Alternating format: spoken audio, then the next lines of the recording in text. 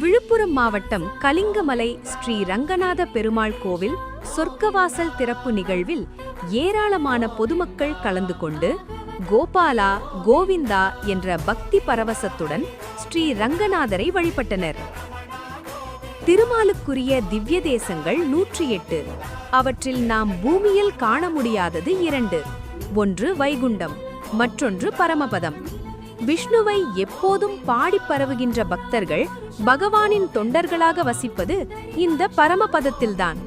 அந்த பரமபதத்தில் பகவானுடன் உறையும் பெருமையை பெறுவதான வாயில்தான் பரமபத வாசல்.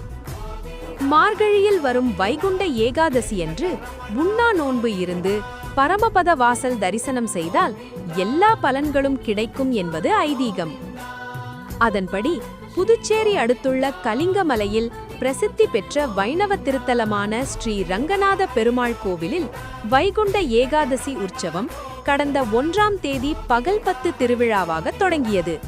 அன்றிலிருந்து ஒவ்வொரு நாளும் ஸ்ரீ ரங்கநாத பெருமாள் சுவாமி சிறப்பு அலங்காரத்தில் பக்தர்களுக்கு அருள் பாலித்தார்.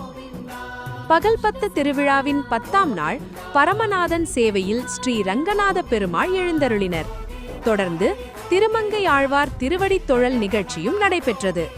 தொடர்ந்து இன்று அதிகாலை வைகுண்ட ஏகாதசியையொட்டி அதிகாலை 5:30 மணிக்கு துலாம் லக்னத்தில் சொர்க்கவாசல் நடை திறந்து பாமா ருக்மணி சமேதராக ஸ்ரீ ரங்கநாத பெருமாள் சுவாமி பரமநாதனாக சிறப்பு அலங்காரத்தில் பக்தர்களுக்கு அருள் பாலித்தார்.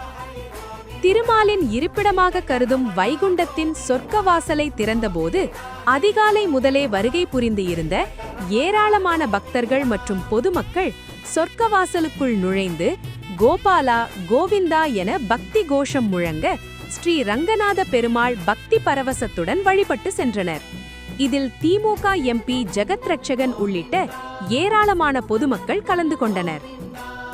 இதேபோன்று பழுதாவூரை ஆண்ட மன்னன் முகமது கான் மற்றும் செஞ்சியை ஆண்ட மன்னன் தேசிங்கு ராஜா நண்பர்களான இருவரும் மத நல்லிணக்கத்தை ஏற்படுத்தும் வகையில் பழுதாவூரில் 900 ஆண்டுகளுக்கு முன்பு கட்டப்பட்ட லக்ஷ்மி நாராயண பெருமாள் ஆலயத்தில் சொர்க்கவாசல் திறப்பு நிகழ்ச்சி நடைபெற்றது. இதில் திரளான பக்தர்கள் கலந்து கொண்டு பக்தி பரவசத்துடன் சாமி தரிசனமும் செய்தனர்.